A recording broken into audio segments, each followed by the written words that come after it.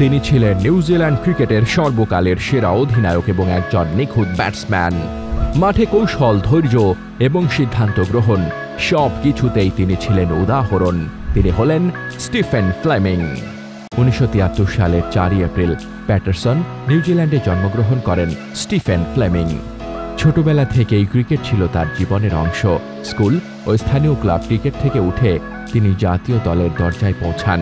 1994 সালে আন্তর্জাতিক ক্রিকেটে অভিষেক তার। টেস্টে 111 ম্যাচে 7,172 রান এবং ওয়ানডেতে 8,062 রান, এক অসাধারণ রেকর্ড। তার ব্যাটিং স্টাইল ছিল ধৈর্যশীল এবং দলের পরিস্থিতি অনুযায়ী শট খেলার দক্ষ। তিনি ব্যাট হাতে দলের স্থিতিশীলতা ও আত্মবিশ্বাস বজায় রাখতেন।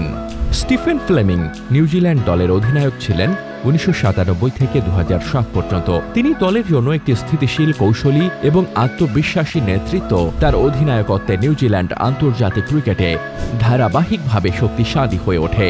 বিশেষ করে 2000 এবং 2007 সালের ওয়ানডে সিরিজে দলের সাফল্যে তার অবদান স্মরণীয়। কিন্তু তার যাত্রা কেবল সাফল্যের নয়, মাঝে মাঝে সমালোচনা, চাপ ও ফর্মহীনতার সঙ্গে লড়াই করতে হয়েছে। তবুও ফ্লেমিং কখনো হাল ছাড়েননি। ধৈর্য, কৌশল এবং পরিস্থিতি অনুযায়ী সঠিক সিদ্ধান্তই তাকে আলাদা করেছে। মাঠের বাইরে স্টিফেন ফ্লেমিং একজন শান্তিপ্রিয়, পরিবারপ্রেমী। 2008 সালে আন্তর্জাতিক ক্রিকেট থেকে অবসর নেন ফ্লেমিং।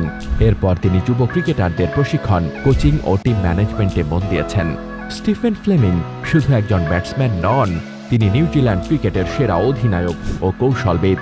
একজন খেলোয়াড় ও নেতা যিনি দলের জন্য স্থিতিশীলতা বজায় রেখেছেন, সাহস দেখিয়েছেন এবং নতুন প্রজন্মকে অনুপ্রাণিত করেছেন। স্টিফেন ফ্লেমিং নিউজিল্যান্ডের মাস্টার স্ট্র্যাটেজিস্ট, একজন অনন্য ব্যাটসম্যান ও নেতা এবং নতুন প্রজন্মের অনুপ্রেরণা। সব খেলার আপডেট পেতে স্পোর্টস টিউবের সাথেই থাকুন।